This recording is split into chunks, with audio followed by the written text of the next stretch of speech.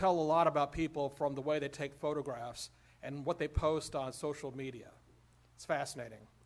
I have family and friends who love to travel and take copious pictures, but the pictures they take are interesting. They go to wonderful places, the pyramids, the Grand Canyon, Eiffel Tower, but they're not really taking pictures of those things. They're taking pictures of themselves standing in front of these things. My sister just got back from Cambodia, and she showed me a picture. She said, "This is a picture of the Temple of Angkor Wat." I said, "No, this is a picture of you." Angkor Wat is sort of to the side. It might well be at a Denny's or something like that for as much as you can see this picture of the temple. What I find interesting is that these fabulous, amazing sites are at best merely background, merely props. The things you're supposed to see are the people taking the picture. And sometimes you can't even see where they are at all. It's just a picture of their face. And I always tease them, if all you're going to do is take pictures of your head, just sit on the couch and save yourself the cost of a plane ticket. It seems to me an odd phenomenon, the selfie. This is more than just a way of taking pictures. To me, it reflects a whole worldview, a whole perspective, that the most important thing that you're supposed to see is yourself. You're inviting other people only to look at you.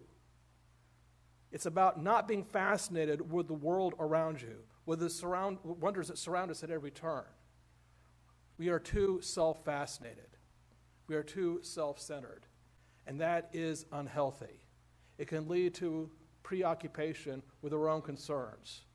We can become idols to ourselves, and a certain kind of a narcissism is almost inevitable. Interestingly enough, the American Psychiatric Association almost took narcissism off the list of mental diseases because it's so prevalent, it's not a disorder anymore. It's just the way people are. That's a sad state of affairs, and it's a dangerous place to be too preoccupied with our own face. Now, by contrast, we are given the image of John the Baptist.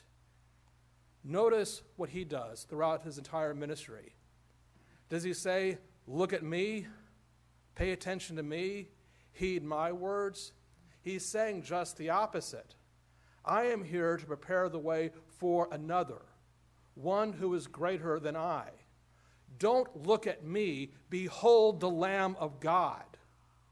I am not the hope of Israel. I'm not the one with whom you should be fascinated. I am simply setting the stage for the chief actor, the Son of God made flesh, who will bring salvation and reconciliation to the world. Time and time again, he does not want to make himself an object of attention and fascination. Indeed, he says, I have to decrease so that he can increase. And paradoxically, that's why we remember him. That's why Jesus said, no greater born of woman than John the Baptist, precisely because he did not make himself great, precisely because he pointed away from himself. He directed our gaze towards another, the Christ, the Messiah of Israel. And I think there's a reason why the church gives us the figure of John the Baptist at this time of year, the Advent season. Not simply to remember a great man, the last of the prophets of Israel, but as an example for us to emulate. Whatever our vocation, whatever our station in life, we're called to be John the Baptist. We're all called to be pointers to the Lord, to prepare the way for his coming in our minds, in our hearts, in our neighborhoods, in our family. That he, in a sense, is the icon of the true disciple, of the true Christian. And I think this has to be one of the purposes of the Advent season, precisely to turn the gaze away from ourselves, recognizing that there is a glory, there is a beauty to come that far surpasses anything we have ever seen. But if we're only looking at ourselves, if we're only beholding our own face, then we will not see the face of God when he draws close. So let us be like John the Baptist.